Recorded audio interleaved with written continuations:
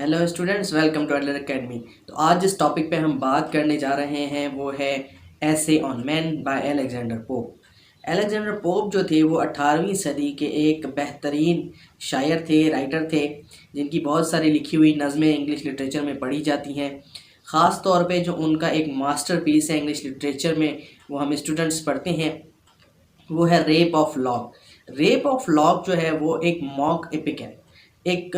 Satire है जो उस वक्त के लोगों पर किया गया कि वो छोटी छोटी बातों पर लड़ पड़ते थे। उनकी एक और नज़म जो आज जिस पे आज हम बात करने जा रहे हैं, जो हमारा मौजू है आज का, वो है एसे ऑन मैन,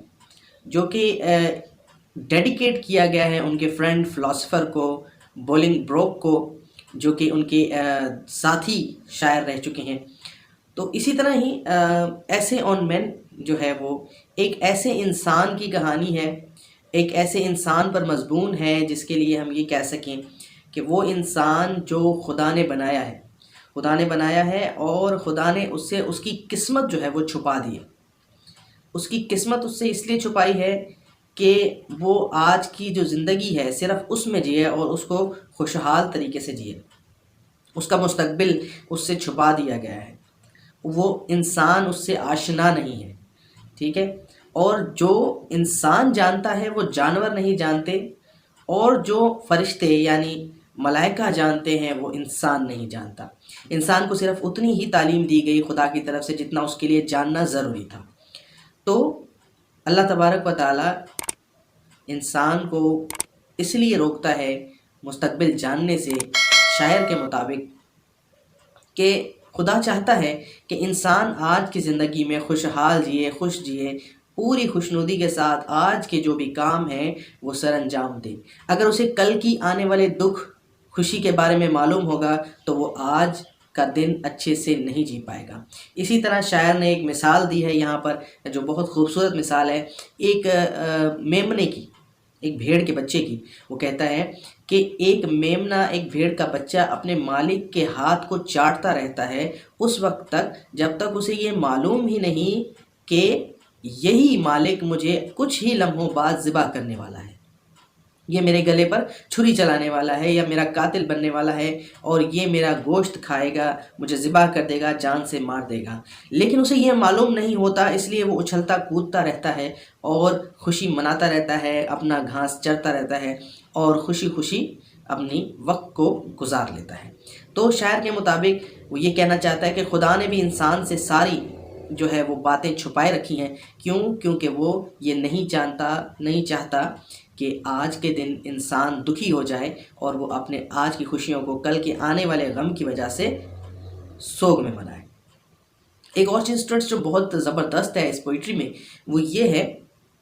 कि ये जो नज़्म है ये एक रिलीजियस आस्पेक्ट को ज़ाहिर करती है। ये अलेक्जेंडर पोप के रिलीजियस आस्पेक्ट को ज़ाहिर करती है, साथ में हर इंसान के लिए एक बेहतरीन नमूना है कि इंसान जो है वो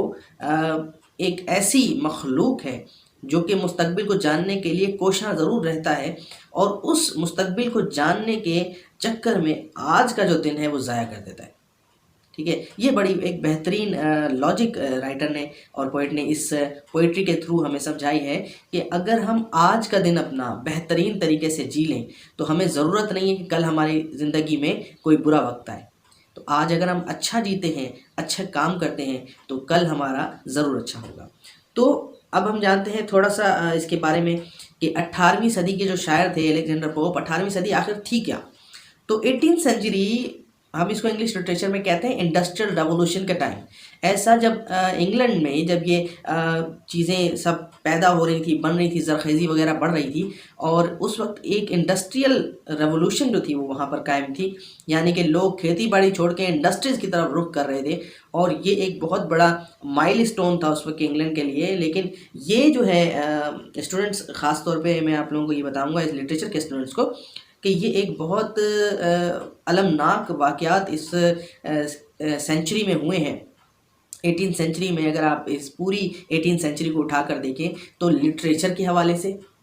इंडस्ट्री के हवाले से,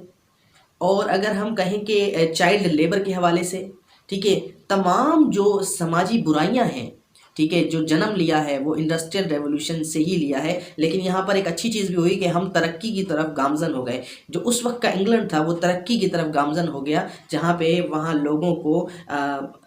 نوکریاں ملی، وہاں لوگوں نے اپنے ذاتی اثاثے بنائے، لیکن ایک برا وقت بھی ان لوگوں کے لیے تھا جنہوں نے کھیتی باڑی چھوڑ کر اپنا پورا وقت جو ہے وہ انڈسٹریز کو دے دیا، بنسبت اس کے کہ وہ دیتے اس کو اپنی زمینوں کو، جائیدادوں کو جو ان کی تھیں، جہاں سے وہ را مٹیریل پروڈیوس کرتے تھے۔ اور ایک بہت بڑا دھچکا لگا تھا 18 سینچری کے بعد انگلینڈ کو، کہ صرف کمپنیز ہی کمپنیز تھیں را مٹیریل پیدا کرنے والی، لوگ جو تھے وہ اپنے ہاتھوں سے زمین کھو بیٹھے تھے یا وہ انفرٹائل ہو گئی تھی۔ تو دس از اندر تھنگ اسٹوڈنٹس، بٹ ایسے آن مین میں آپ اسٹوڈنٹس کو ضرور کہوں گا کہ آپ اس کو ایک بار ڈیٹیل سے تھیوریٹیکلی پڑھیں۔ یہ میں نے آپ کو سمجھایا، اس کا اوور ویو، یہ سمجھانے کا مقصد آپ کو یہ تھا کہ آپ کی انڈرسٹینڈنگ بڑھے، آپ کی اس پوئٹری کے نزدیک اس کی معنی سمجھیں، اس کا مفہوم سمجھیں، اس کی میننگ سمجھیں، تاکہ آپ اس کے مین موٹیو تک پہنچ سکیں کہ یہ رائٹر نے لکھی کیوں ہے، کس طرح لکھی ہے، اور اس کا لکھنے کا اسٹائل کیا ہے۔ ٹھیک ہے، تھینک یو اسٹوڈنٹس، آج کا لیکچر یہیں پہ اینڈ کرتے ہیں۔ اگر آپ کو کوئی بھی کوشچن ہے تو کمنٹس باکس میں پوچھیں، اور جو بھی سوال ہیں آپ کے وہ ڈائریکٹلی مجھ سے پوچھ سکتے ہیں، اور میرے پاس میسج بھی کر سکتے ہیں، میں آپ کے میسیجز پڑھتا ہوں بالکل، اور ان کے جواب بھی دیتا ہوں۔ تو thank you students, have a good day, have a blessed day.